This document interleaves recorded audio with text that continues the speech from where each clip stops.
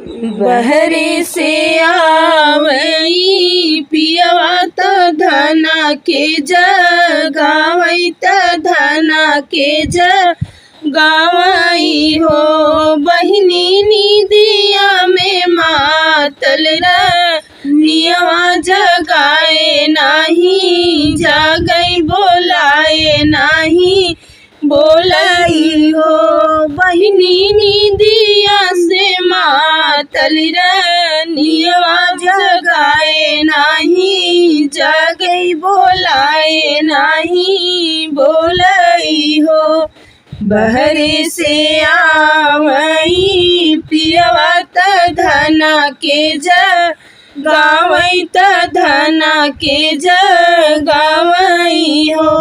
बहिनी निदिया में मातल रनिया जगाए नाही, जागई बोलाए नाही बोलाई हो।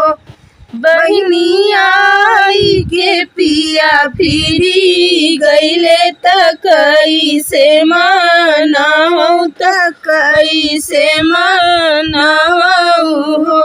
मचियई बैठली सासु सरब गुण आगर, सरब गुण आगर हो। सासु तनिक अकील तू बतावा पिया के मनाइत, पिया के महिमा नाइती हो। सासु तनिक तू अकील बतावा पिया के महिमा नाइत, पिया के महिमा नाइती हो।